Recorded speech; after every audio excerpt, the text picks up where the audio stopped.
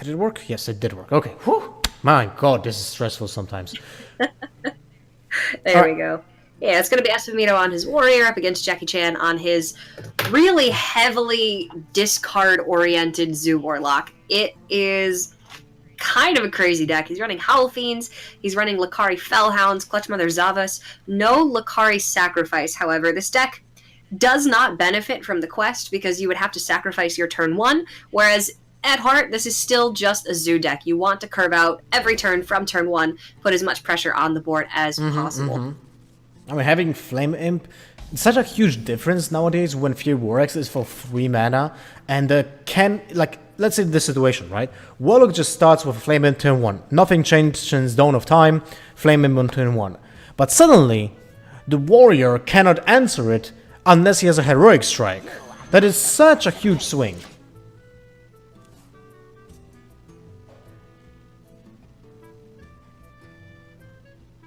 I do wonder though, why did he open with the Malkazar Imp instead of the Flame Imp? I'm assuming that he wants to top deck an example as Succubus or the Librarian. Yeah, he's playing that too.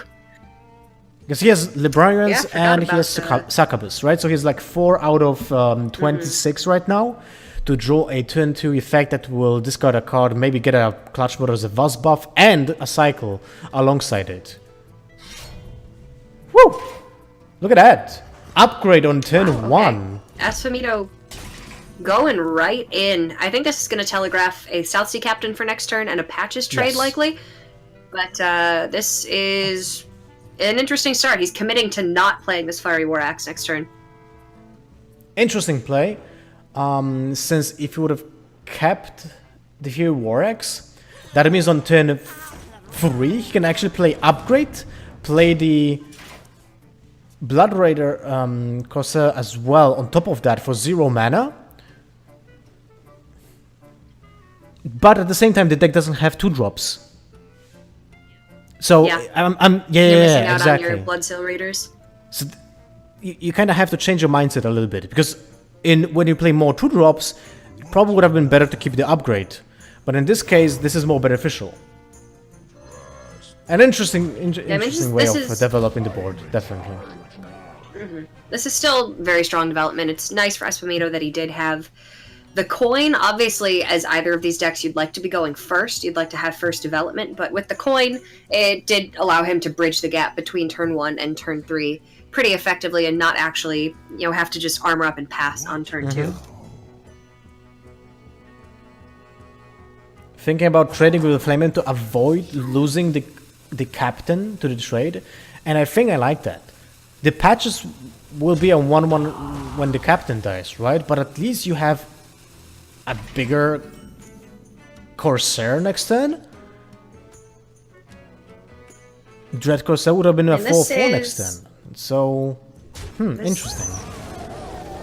It's definitely a little bit greedy on Espumito's part. He knows that the Flame Imp is going into the South Sea Captain, but I don't know that he anticipated Howl Fiend. He can certainly take advantage, discard a couple of cards from Jackie-chan's hand. Well, will you take that risk? This 3/6 body, I don't know. The 3/6 body is going to trade really effectively into a lot of the early game from Espumito. The only thing that it doesn't outright kill is the Bloodsail Cultist. And the problem is if in Jackie's hand there's one Silver Hand Golem and Silverware Golem, sorry, and a Clutchmother Zavaz or a second Silverware Golem, suddenly attacking into the whole thing might not be the best solution to this turn. Ah, look at that. Jackie's like kind of shaking his head. He thought he might bluff Espumito into not attacking into it, but he goes into it. So, let's see what is gonna get discarded. There's a Blood Potion, and Clutchmother Zavaz not gonna get discarded, unfortunately. Here we go. There's a Clutchmother Zavaz. Okay. Alright, so he does manage to keep at least one of his cards around. That's going to be probably good enough. Unfortunately, now that the Howl Fiend does not trade into the Bloodsail Cultist, so Jackie doesn't have a way to clear it off the board right now. And the longer the Howl Fiend's on the board, the more of a liability it is. Yeah, you'd like to get repetitive value off the Clutchmother Zavas, but Espumito's just going to be dropping Bittertide Hydra on turn 5 consistently.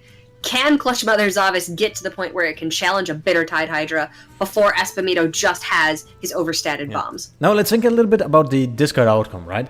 The potion was actually the worst one, since if he would have hit the Scalbane, then the next turn could have been potion on the Halfwind, buff it up, and even play the Flamen, right? Then he has only Clutch Mother Zavas in his hand, so no one can attack into the Halfwind because the Clutch Mother Zavas is getting effectively buffed every single time.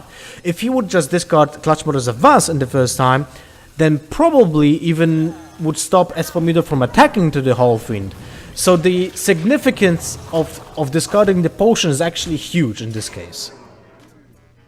Yeah, much rather would have had that potion around than the Cobalt Scalebane in hand, unfortunately. Espumito can even just silence Clutch Mother and bring it back down to a 2-2, get an even trade on that with the rusty, whatever the upgraded axe is, at some point. His lineup right now, his turns going forward, look very, very well adapted to beating what Jackie Chan has. Yeah.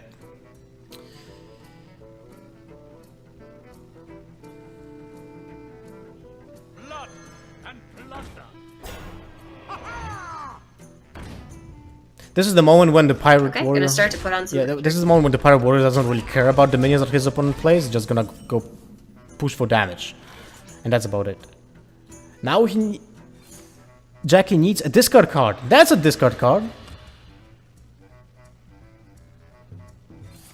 Could have been maybe a little bit better with a Succubus, an example, or the Librarian, but it's still good enough. It's something. And it's a pretty solid something. Jackie just needed a way to build a board that wasn't immediately checked by what Espumito has, and now he's done it. From here, he can maybe start to get some value out of Bone Mare, maybe get some value out of Cobalt Scalebane. Although, I do have to check exactly what Jackie's top end is. 1 second. I don't think that he has that much top end, to be honest. There's one Bone Mare and 2 Doomguards. He's got 1 Bone Mare. Yeah. The Lakari Fellhounds and the Crystal Weavers interact very nicely with the rest of the deck, but he would have liked to have had those already. And he's got 2 copies of Direwolf Alpha, so he does have some trade-up potential. Just unfortunate that he didn't find it for the Howlfiend into the Cultist.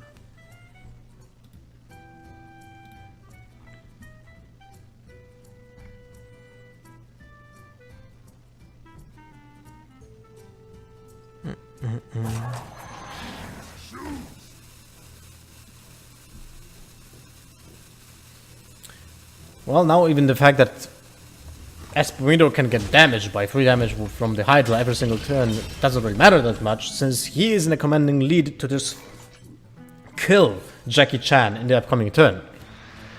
Just a Leroy Jenkins from the top of the deck, and that's about it. Unless, of course, Jackie trades into the deckhand. Yeah, Espumito's at 15 health, but Jackie doesn't have the board presence to be able to leverage that. Unfortunately, he also doesn't have any method of trading here. He's kind of caught between a rock and a hard place. Nothing he does is going to be good enough.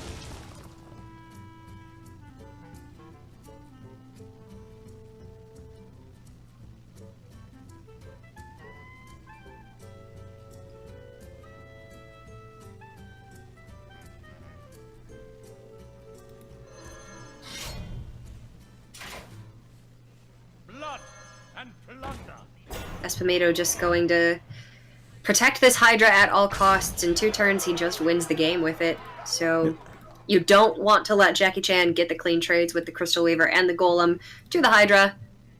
And your path to victory is looking pretty clear for Espumito. I'm looking at Jackie Chan deck list right now, trying to find anything that will help him out, but I don't see a single card right now. Bone Mare, basically, that will delay his death by 1 turn. It's a very synergistic deck.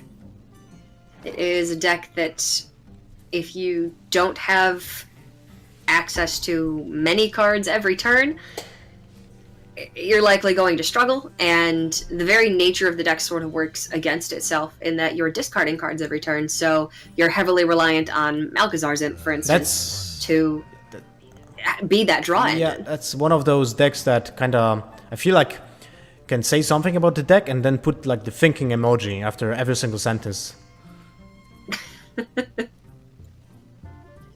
Discard lock thinking.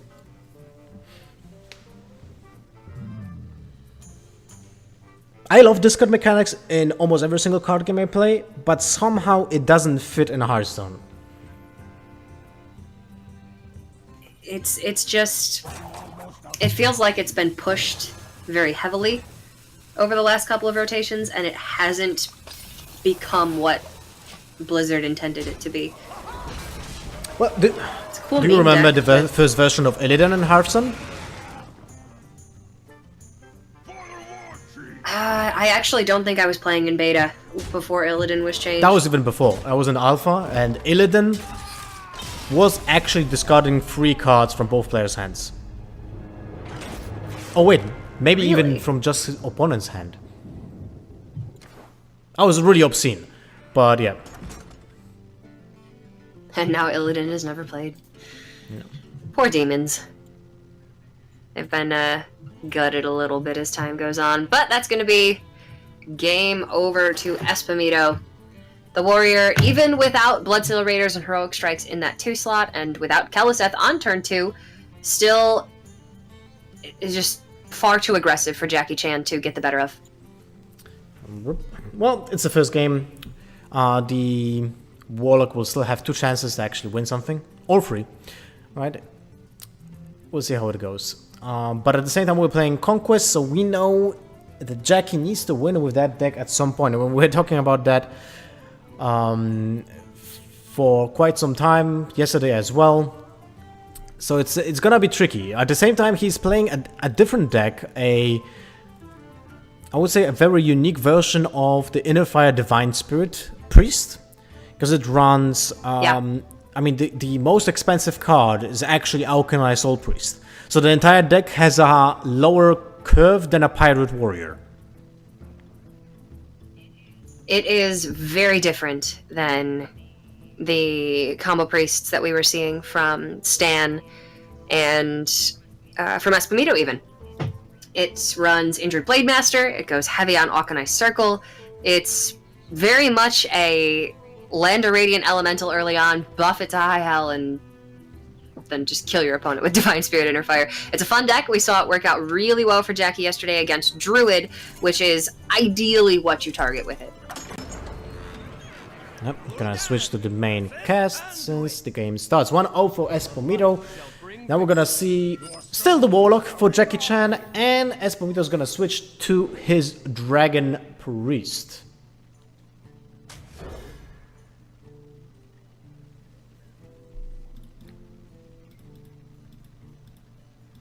Let me check if Espumito's Priest is actually super focused on the dragons. It's a Draconid Operative Cobalt Scalebane top heavy with 2 Dragonfire Potions. That's actually very impactful. The 2 Dragonfire Potion will be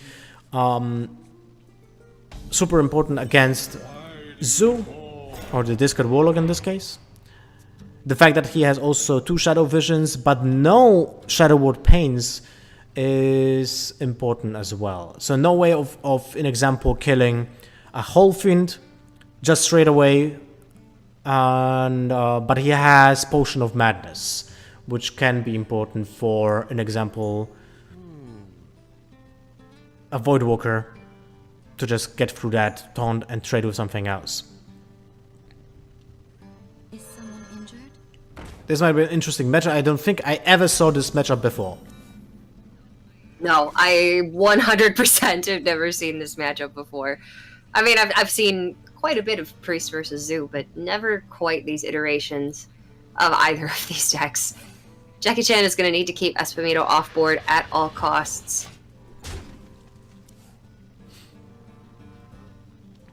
Clutch Waters of Us again in the hand.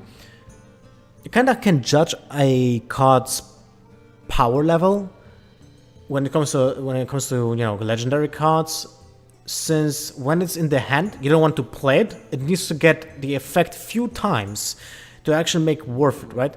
Compare it to Prince Keleseth, an example. You play Prince Keleseth as soon as possible, And that's about it. It just works, right? Clutch Mother of Yeah. Vase needs the synergy to be hit at least, well, one time is underwhelming. It's just a 4/4 for 2 mana, right? And you needed to hit it first with the random effect. In this case, to make it playable, you will need to hit it so many times to make an impact. It's incredible. It either goes off, or it either just super bad. And in most situations, you would either just keep it for multiple discard mechanics so you can take advantage of the cycles. Yeah, and in most situations, it's just really, really bad. To ensure that you hit the Clutch Mothers of Us and get the value from it, you need to have no other cards in your hand. And if you have no other cards in your hand, then you're sacrificing all of your demon synergy. So the tools that we're seeing be really valuable here for Jackie Chan, the Voidwalker and the Blood Fury Potion, you can play in any average zoo deck. But that's what's going to be getting him ahead here, not the discard mechanic. Mm-hmm. Well, the Bloodfire Potion seems like a decent turn right now. Basically playing a 3/3 minion with charge.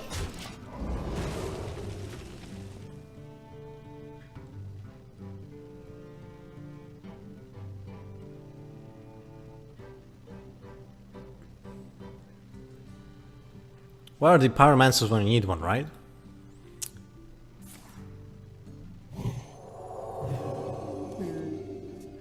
How is Espumito ever gonna stick a minion?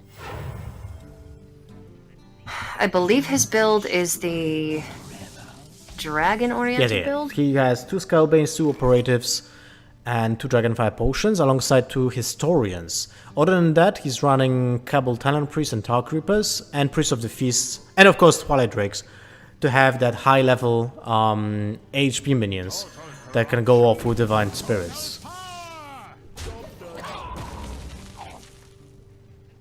Okay, so he will have a heavier mid-game than Jackie's Priest, for instance, to be able to continue generating additional minions, to stick minions like the Twilight Drake and the Draconid Operative.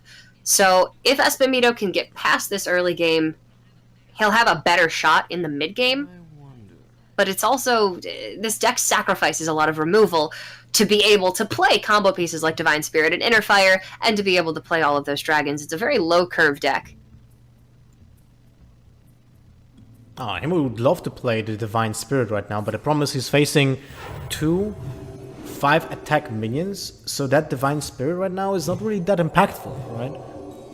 But what is this doing is putting a lot of pressure on Jackie to deny a potential Inner Fire next turn. So he might even go for a Doomguard, although we know that he didn't have it before, but in this case, with that top deck, that's something that Espumito would have to anticipate happening before. Well, Clutch Mother Zavas is resilient as ever in not wanting to be discarded. Unfortunate for Jackie Chan, but he is going to essentially neutralize this Northshire Cleric, right? You can't interfire it when it's at 1 health, so even though it's still on the board, and Espumito can maybe net a draw off of it, it's not going to do anything else. The problem is now he did waste one Divine Spirit, but at the same time it was just a high risk, high reward play. If there wouldn't be a Doomguard in the hand from Jackie Chan, that would actually be the perfect setup for Shadow Vision next turn. Even like an 8/8 minion would have been fantastic, but in this case he lost a lot of value. I really did. Jackie getting to isolate that Clutch Mother Zavas, ensure that he gets the discard, finally start that discard train rolling. It is getting closer to the late game, I suppose, for Jackie Chan, and now if his Clutch Mother can maybe get a little bit out of control, it could be a tool that Espumito doesn't have the ability to answer. Was the Clutch Mother of Us now discarded with the Librarian? I wasn't actually... Didn't see the effect. Yes, it is a 4/4 now.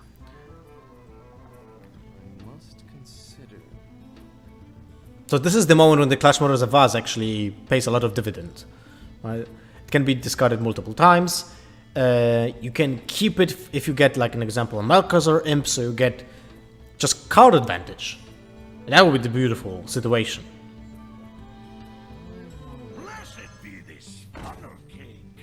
Second Divine Spirit is being played right now.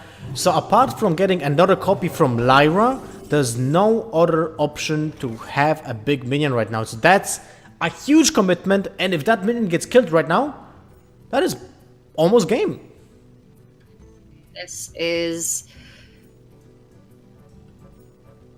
a lot of valuable resources right now. And Jackie-chan does have the tools to remove it, but Espumito needed something to challenge this board. He needed something with a lot of health, and though he's given up on his combo plan, essentially, after this Priest of the Feast is clear, if he's able to clear the board from Jackie-chan consistently, he has the Dragon plan as a backup, and Lyra to generate additional value from those random Priest spells. So Espumito has a plan B with his deck, whereas Jackie-chan's Priest deck really does not. It just goes hard on that combo plan. It seems like that's the style of deck that Jackie really enjoys.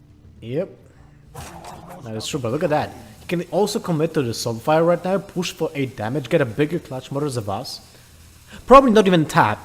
So when the if the whole field will get damaged, you don't lose a card and still buff the Clutch Mother Zavas. We have seen one Shadow Ward Death already being used on the Doom Guard. So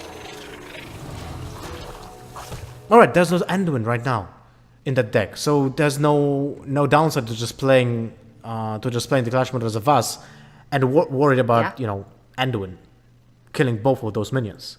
Free, actually. Yeah. No Anduin anywhere to be seen. Espumito does have one copy of Shadow Word Death. That's pretty much it.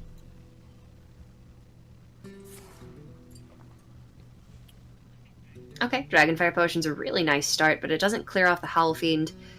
Or the Clutch Mother, of course. Mm-hmm.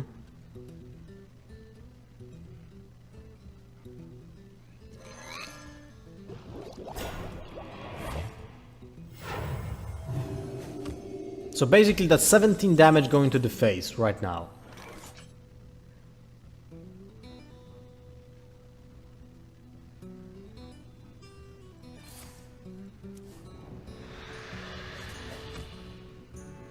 That's a good, let's say, insurance in case anything unexpected happens, with a Lyra, an example. So even if the Halfiend gets damaged, you get a Silverware Golem on the board, so you don't have to develop that much. I would say that the Flame Imp needs to be played this turn, but other than that, there's a pretty straightforward trade with the Crystal Weaver and just deal 17 damage to the face. And he still has so much life taps potential with his life totals. 22. That's incredible how much card advantage he can still get while pushing for damage. Yeah, Jackie has he's found an overwhelming board presence this game. And his deck, while a little bit, I guess, just weirder than other forms of Zoo, it does still accomplish that same goal pretty consistently. If you do manage to get some discards on your Clutch Mother, you have the overstatted minions in the form of Howlfiend and Lakari Fellhound, and then buffing those with Blood Fury Potion is just that much more presence on board. So Jackie-chan gonna take game number 2, tie up this series, picking up a win with that wacky Zoo deck. Alrighto. And this time, Clutch Mother Zavas actually did something. Yeah, it was really, really good this time. Alright, I'm just gonna switch to this beautiful photos of us. 1-1 between Espumito and Jackie-chan. If someone new is tuning into the stream, this is the quarter-final of GameGune, the last one, the 4th one. And the players that are winning their matches are, of course, advancing to the semifinals, but there's no second chance. If you lose the match, you're out. So it's a high-pressure situation for everyone. Yeah, this is crunch time for sure. And Jackie's already had a really nice run in the tournament. Of course, bringing interesting decks is his thing, but also he plays them very well. And you know, I respect him very highly for ingenuity, for creativity, and going against the grain. We've seen a lot of just the standard druid, priest, rogue, warlock, lineup in this tournament, and Jackie has really taken his thinking to another level and it's paying off very well for him. But Espumito as well. Espumito does not have a traditional lineup either. He is, of course, not quite as popular of a player as J4ckiechan, but still made a name for himself, especially in his local scene. Mm-hmm. Correct. Now let's see. Oh, we're gonna switch to the game already. Give me one moment. I hear the sounds of the game being prepared. Anduin versus Anduin, but it's not your typical Razakus Priest mirror match, since both players are actually playing Divine Spirit. So this is an interesting matchup, since both players would like to stick a minion and at some point just threaten lethal within one turn, so your opponent won't benefit from shadowwarding death a minion that already has like a Divine Spirit on it.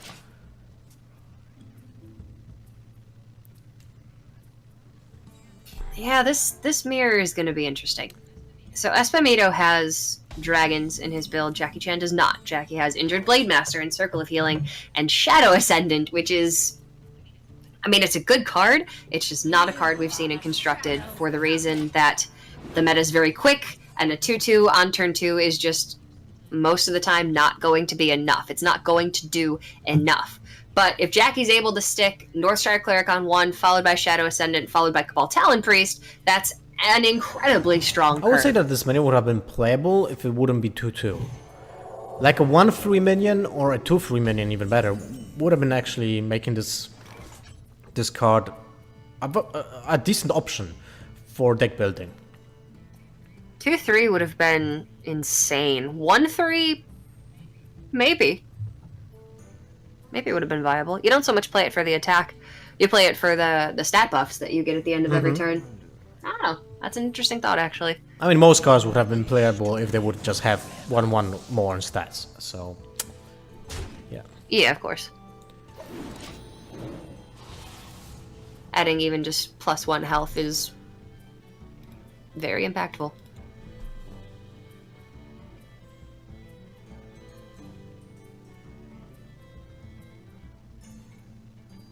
Chat says, really surprised Jackie didn't bring Big Priest? I don't think Big Priest is actually that well positioned right now in the metagame.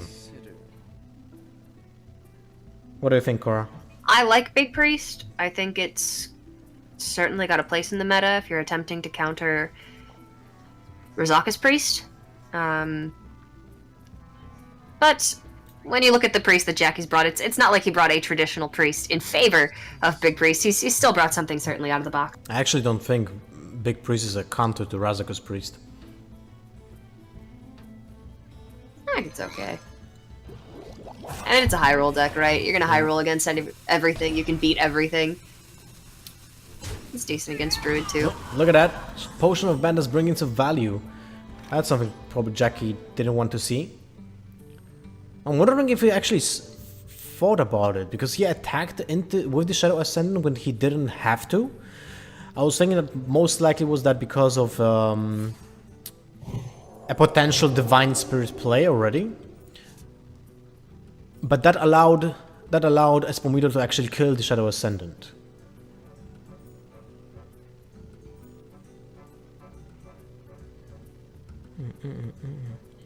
This is really just going to be a battle of who can stick the first minion on the board. If you have a Divine Spirit available from there, there's so little removal in both of these decks, and I think the only removal that there actually is 1 copy of Shadow Word Death per deck, but neither of these players intends to inner fire their minions until the health is so out of... you were saying? Just so incredibly stupidly high. Never mind. I mean, the Shadow Word Death here is great, but J4ckiechan, if he picks up another Divine Spirit, he'll be okay. I mean, I agree with you, but it made so much sense to play the inner fire in this situation, since he has both, and he needs to take care of a minion on the board already as well, which will have to push Espumito to use his Shadow Word Death already on this turn, which is kind of inefficient. And if he doesn't use it, then that gives a green light for J4ckiechan to just go all in with whatever he can, right? I mean, Jackie's real issue here is he has no minion follow-up. Oh, come on, he has a Shadow Ascendant. I mean, yeah, it's pretty good 2-drop, but that's where Espumito's deck is just I feel stronger. It has mid-game. It has higher minion count. It has minions that can win you games, just by themselves, that you don't need Divine Spirit, Inner Fire to win the game with. Jackie's deck really doesn't. Injured Blademaster is good, but still not really good enough to just outright win you games. This might be impactful. There is Power Ward Shield already, so he can play the Shadow Ascendant with the shield on it. That was actually the best possible pickup for Jackie, and he insta-slammed it from the Shadow Vision. Alright, well there's the Blademaster and the Circle combo, so Jackie will have something to develop on board.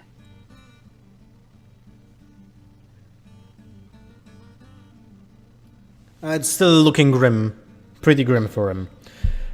Espumito's deck is thriving on mid-game by having the dragons, right? He has access to Twilight Drake, he has access to Dragon's Operatives, to to Kobold Skullbane, which makes his turn 4 to 6 really impactful with just one card, while Jackie needs to rely on a combo, like you just said, with the Blademaster and healing, or on the Shadow Ascendant that just gets better and better over time.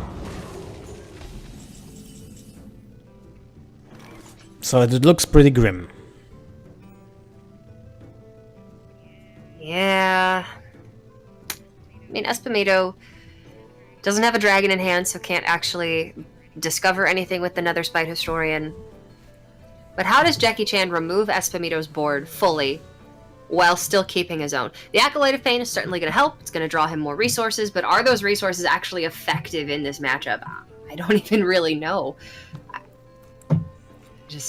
I can't help but think that if Jackie Chan was playing Espumito's list, he'd have a much better shot. Definitely in the mirror match. Yes, 100%.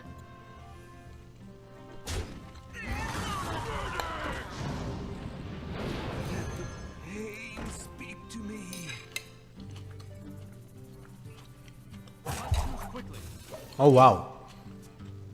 No commitment to the Circle of Healing. Yeah, that's a little unusual. I can't see it getting any better. He's got Aucheneyes, so I suppose you could hold on to it and try to play the removal game. But Espumito just has so many more resources. Oh, Bone Drake is sick. Bone Drake is one of my favorite cards out of Knights of the Frozen Throne. The value from that card is insane.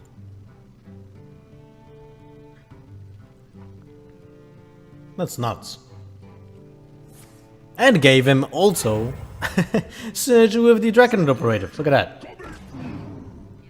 Yep, Espumito gonna take the Deathwing because he doesn't have any more hard removal for things above 5 health. Deathwing solves that problem. And it's then a 12/12 body on board that he knows that Jackie Chan can't remove.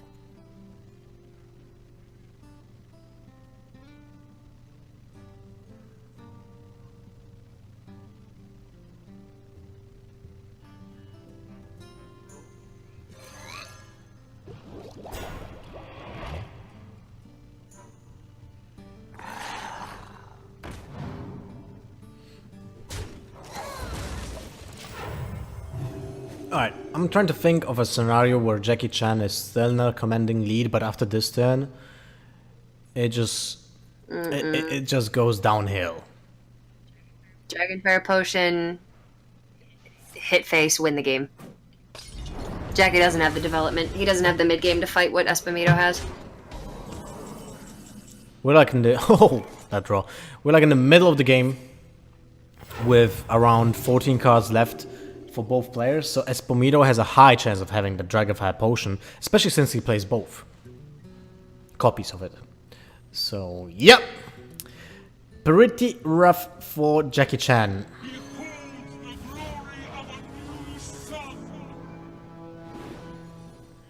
That's definitely a tough game. But Jackie is going to be down 2-1. He can still come back from this one. He's got to find a win with his own priest. It's not impossible, but Espumito didn't bring a lineup for Jackie's priest to thrive against. Oh, look at that. He can actually clear the board.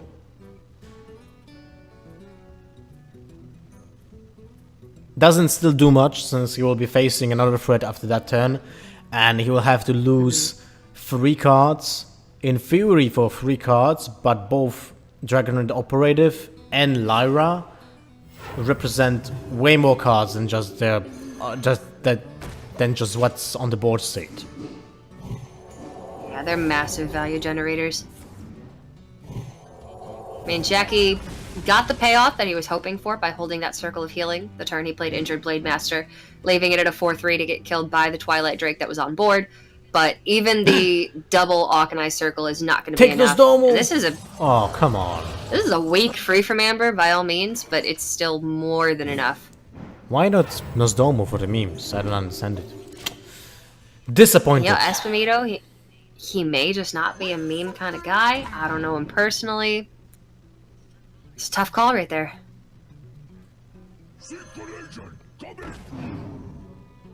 I bet the chat will be disappointed. Yeah, I already see it. No Nosdomo. This guy. You wish to live forever.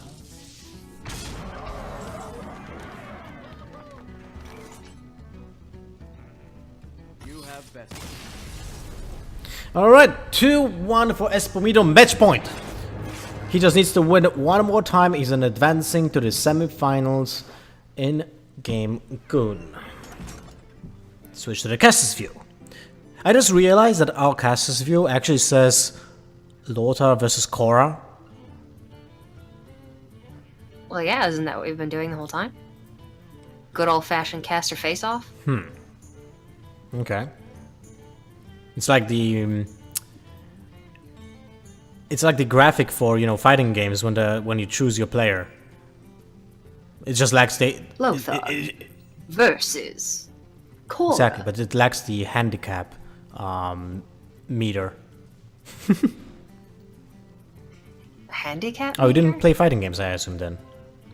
I played Smash and Injustice. I never played like Street Fighter Oh, so there's or. like Tekken this or meter when when one player is better than the other, you can just move the health for one player to be let's say smaller or higher. So he has like it's like making the chances better. So a literal handicap. Yeah, exactly. All right, Lothar, who's got the handicap? I'm here? handicapped here because I'm doing the production right now. That's fair. Okay. All right, let me go Okay, back to I the gotcha. other picture because we have the other classes. Espumito is left with the druid, while J4ckiechan is left with the druid and priest. All right, so just Espumito's druid. It's a big druid, I'm pretty sure. And J4ckiechan has his own priest, his own big druid. I could see him honestly going in with either. Might as well queue that priest first, is my thinking, but Jackie's got to get a win with both decks, so the order does not really matter. And for some reason my stream just cut off. No. Wait, now it's desynced. Wow. That would refresh. Here we go. YouTube in 2017, right? YouTube still exists? We kind of have this Inception thing going on here because I'm broadcasting on Twitch while casting with you on Discord while watching a YouTube link. We're just so social. It's kind of weird. I mean, one wasn't good enough. I don't know. You work with what you got, and in this case, we are working with a lot of different programs at one time. But J4ckiechan is going to go in with that priest. I think it's more likely that he sticks a large minion early with the priest than he just goes in even with the druid and comes out ahead. So you might as well get the priest out of the way. If you win with this, then you go into the mirror. We need to go deeper than that. Anyway, We must go deeper. this is one of those matchups where an early Divine Spirit might just spiral out of control. And the only player that could have been prepared for that was Stan Sivka, which would neutralize. Yeah, actually, you're right. Stan's druid was crazy. He was running double arcane giants at the top end, plus all of the normal ramp package, 2 naturalizes. He had a really out-of-the-box druid deck. Oh, look at that. Wild Pyromancer on turn 1, so that clearly telegraphs a Shadow Ascendant on turn 2, so Espumito will exactly know what's gonna happen. So in this case, it doesn't really matter that much since the Ref will still have the Pyromancer in range after that turn, or you can just save it for that Shadow Ascendant with the Ref, which most likely will happen. Oh my god, Shadow Ascendant value. Look at that. It's pretty crazy, man. Oh! It's a beautiful thing. You may never see it again.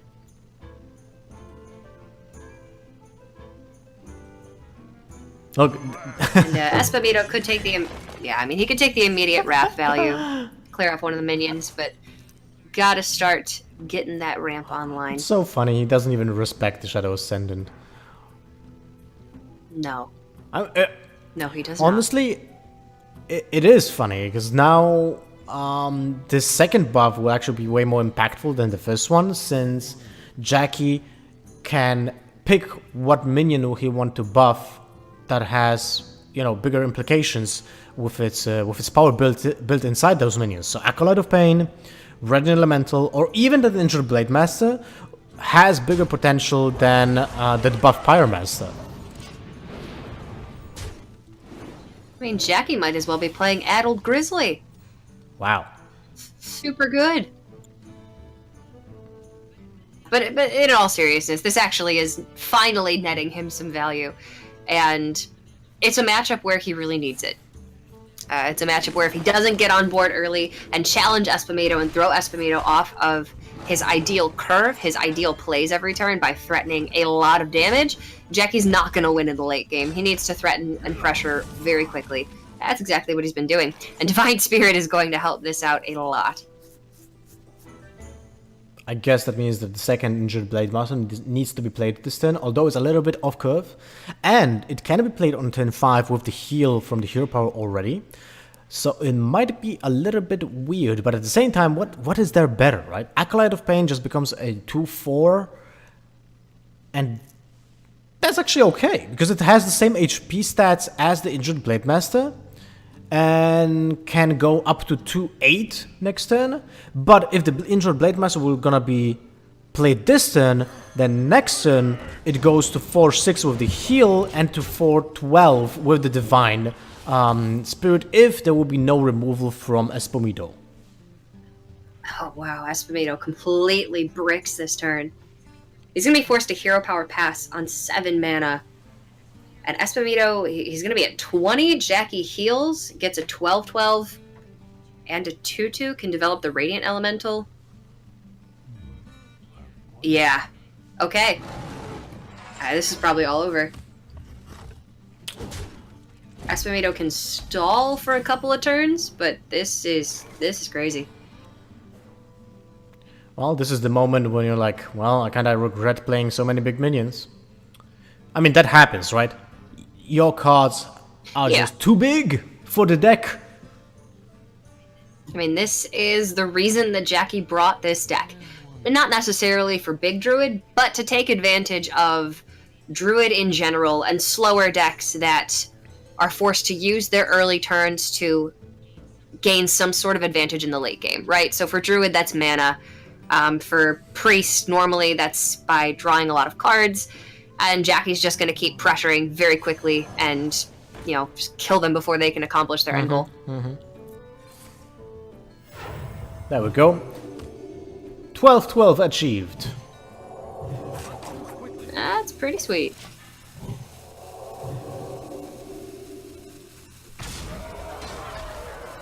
Will we see a 13/13? No, that's actually even better.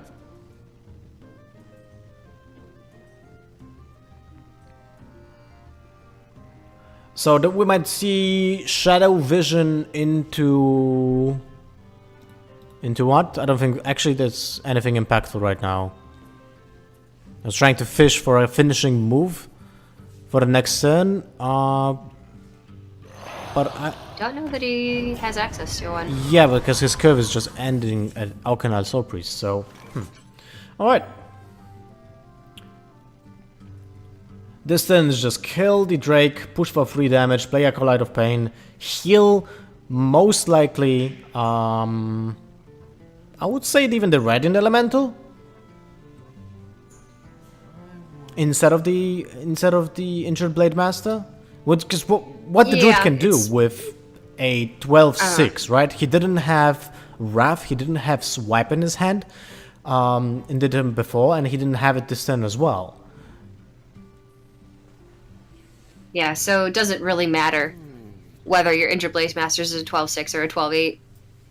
I don't think it matters too much. Especially if you can get that read. Is Espumito running Innervate? Let me check. There's one I would Innervate. imagine most big druids are running. If he at gets least the Innervate and he plays the Deathwing, unlucky. one.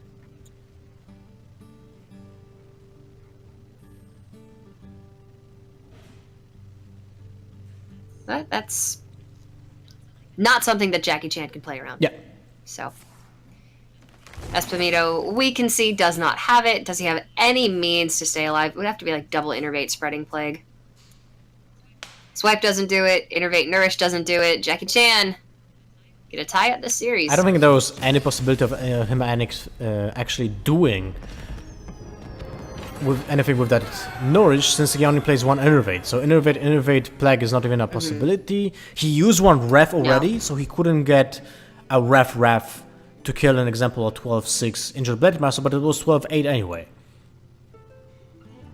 Yeah, it just would not have been enough anyway that you look at it. The double Innervate Spreading Plague could have maybe bought him some time, but nothing that he could have played would have actually ever killed that Injured Blade Master. So there's the reason why Jackie is playing this version of the deck over Espumito's Dragon version. It is a little bit faster, and the Injured Blade Master, if you can, on turn 3, Blade Master circle, if you have a Radiant Elemental up, you can combo your opponent much quicker, but it does not have that mid-game consistency of the Dragon combo builds.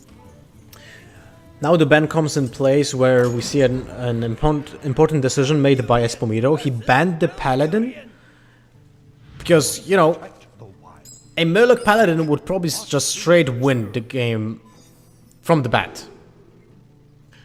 Because it's such a great matchup for the Paladin. But in this case, yeah, it's much more favored than a mirror. Jackie Chan just needs to play a mirror match with the druids against Espumito.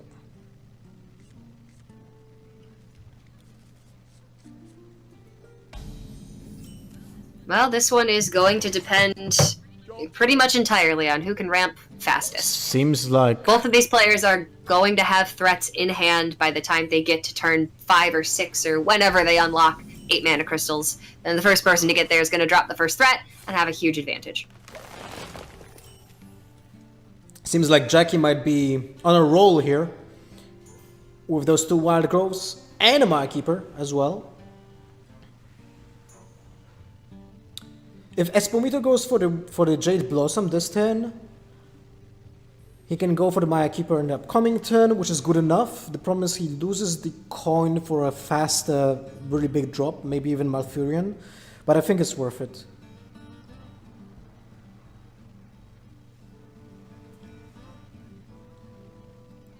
Yeah, you lose coin, but your curve is still really solid, and there are plays that you can make in the meantime.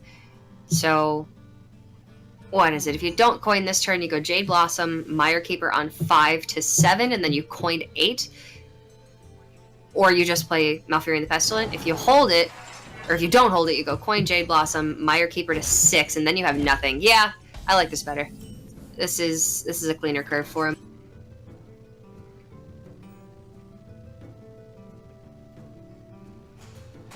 He can actually Alexstrasza with that Innervate after the Wild Growth and just deal 15 damage. Yeah. Just offensively, 9 mana, 8/8, and deal 15. Seems like a sweet card to me. That's pretty good. Plus, it forces Espumito to have to deal with it instead of developing his own threat. It's kind of crazy. That's big, Druid. The problem is he's I've running. seen it really, really brick, and I've seen it be absolutely insane. But it might actually break after that Alexstrasza, right? Since he will be running out of threats. If he doesn't top deck the big possible. minions after that, he might just, you know, stop in place and lose momentum.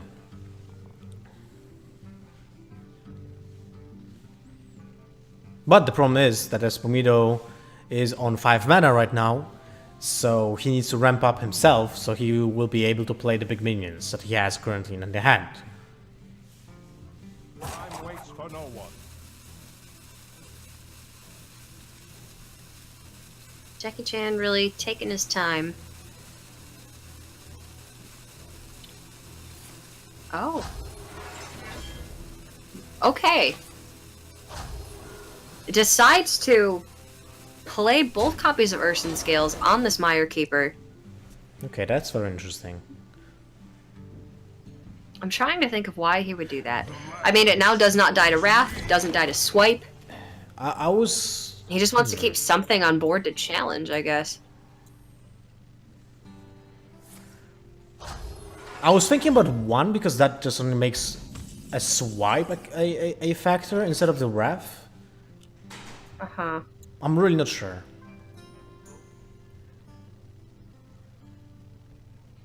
Yeah, I mean, he just really wants to keep something on board to challenge, to pressure once this Alexstrasza comes down, because he can now innervate Alex and then punch with the Mire Keeper in the same turn, which is additional damage immediately.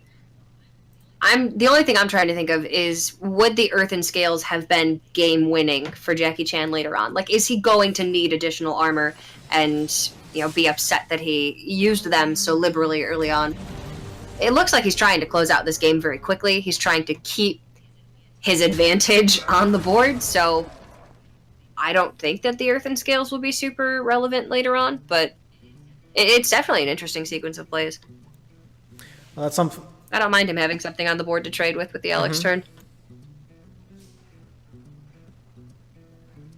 I mean, the only reason I see that he wanted to do the double scales is actually trading up at the same turn when you play Alex. But the problem is that he knows that his opponent is playing multiple answers to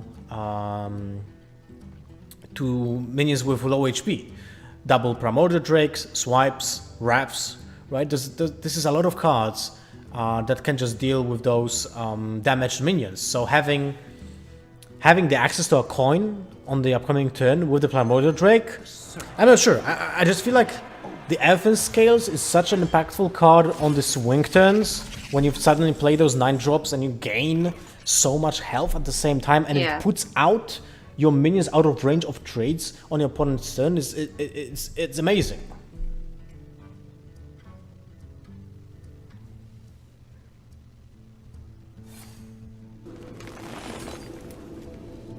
Well, Jackie can choose to clear both of these and just keep his pressure on the board, but he feels the need to cycle. He does not have any follow-up resources for this, and Espumito's hitting turn 8 next turn, so he's going to be able to start developing his own threats, and it's not looking like this Alexstrasza is going to be enough to just win Jackie the game, so he's going to need some follow-up, and Wrath's the only way that he has right now to try and find it.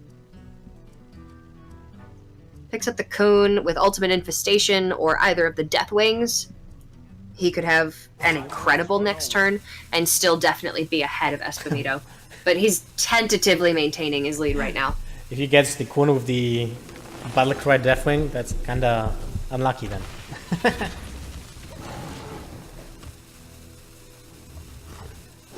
Oh god. Yeah, okay, I lied. Not that Deathwing.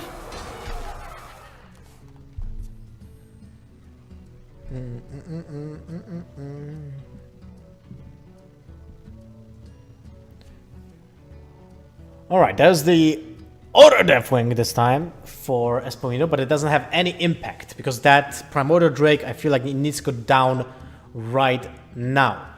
What is Espumito thinking is, when does he have to use his own Earthen Scales?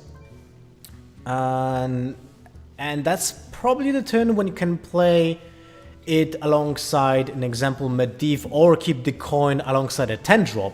So either the Deathwing or the Ishar. So I wouldn't mind just seeing the Primordial Drake this turn kill the small Maya Keeper and pass the turn. Because there's no way that Espumito will lose the Primordial Drake without the Alexstrasza going into it. The problem is he's lacking an answer to the Alexstrasza next turn. So he needs a swipe, he needs a second Primordial Drake, he needs an ultimate infestation to trade with it. Whew! Well, that's a big swing. That's a great draw. That's a fantastic draw for Jackie Chan. He gets to develop 2 threats this turn now. He's going to get additional resources from the Death Knight cards at the end of every turn from the Lich King. That's exactly what he needed to maintain this lead. Because Espumito can develop... He can coin Yogg-saron next turn, he can play the Medivh and play the Earthen Scales, but it does not look like right now he has enough to be able to beat 3 threats on the board. He had enough for 1, but 3 looks like it could be too much. Unless he picks up another Primordial Drake. Regular Deathwing. Another Primordial Drake is still delays a little bit of the game. Kun. Yeah. Well, he can generate armor. Can he actually survive it all? You can Medivh and Earthen Scales, gains him 8, go to 18, you're still dead. Kun for 10 armor, you're still dead. Coin Yogg-saron, does that give you any taunts big enough to have you survive? No. He would need the Primordial Drake with the Battle Cry, basically. Whew, okay.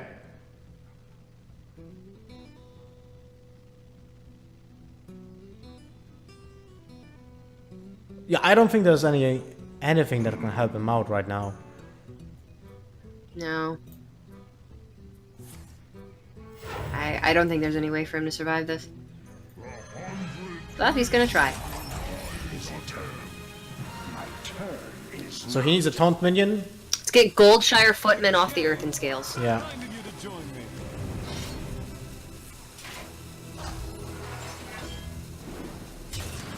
Almost. Very close, but that is not going to be enough. And Jackie Chan, with what he's got on board, is more than enough damage. He's going to take a 3-2 victory over Espumito, coming back from a 2-1 deficit, winning 2 in a row, and he's moving on to the semis. Congrats to Jackie Chan, well deserved. Especially having in mind that he's actually playing with a Discord Warlock and with a really weird Divine Spirit Inner Fire Priest. So congrats to Jackie Chan, he is advancing to the semi-finals of GameGune, and we have all the semi-finals